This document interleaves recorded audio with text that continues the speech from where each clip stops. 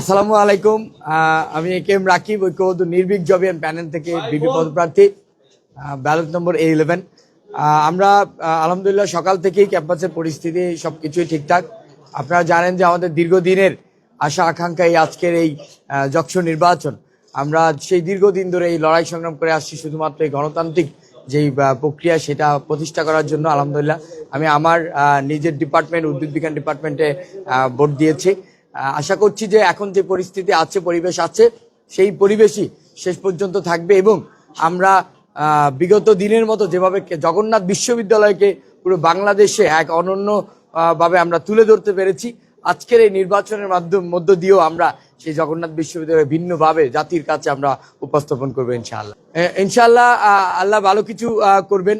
শিক্ষার্থীরা, আমরা যখন প্রচারণায় গিয়েছি শিক্ষার্থীরা খুব ভালো সাড়া দিয়েছেন। আর আপনারা জানেন যে আমার সাথে শিক্ষার্থীদের সাথে দীর্ঘদিনের একটা সম্পর্ক, দীর্ঘদিনের আন্দোলন সংগ্রামে তাদের সাথে আমার একটা হৃদয়দার সম্পর্ক হয়েছে। তারা আমাকে খুব ভালোভাবে গ্রহণ করছে। সকাল থেকে ভোটাররা আসছেন।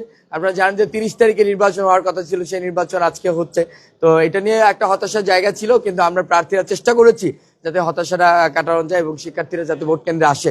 শিক্ষার্থীদের প্রতি আহ্বান জানাবো যে আপনারা সবাই আসেন, ভোট কেন্দ্রে আসেন, ভোট দেন এবং জগন্নাথ বিশ্ববিদ্যালয়ের এই ইতিহাসের সাক্ষী আপনি হবেন এবং জগন্নাথ বিশ্ববিদ্যালয়কে এগিয়ে নিয়ে যাওয়ার জন্য আপনার ভূমিকা অপরিসীম থাকবে।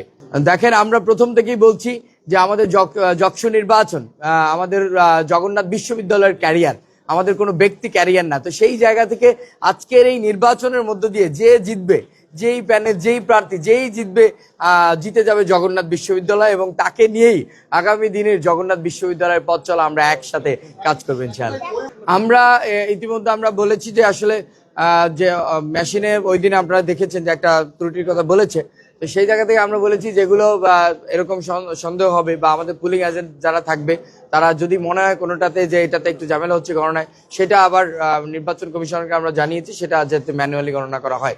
দেখেন, আমাদের একটাই টার্গেট, সেটা হলো যাতে একটা স্বচ্ছ নির্বাচন স্বচ্ছতার মধ্যে দিয়ে হয়।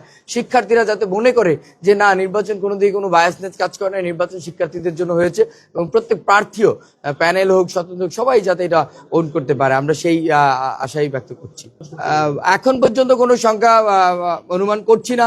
শিক্ষার্থীরা আসছে এবং আমরা গতকালকেও বলেছি যাতে শিক্ষার্থীরা অংশগ্রহণ করতে পারে, সেই জায়গাতে পরিবহন বিষয়টা যাতে বিশ্ববিদ্যালয় প্রশাসন দেখে।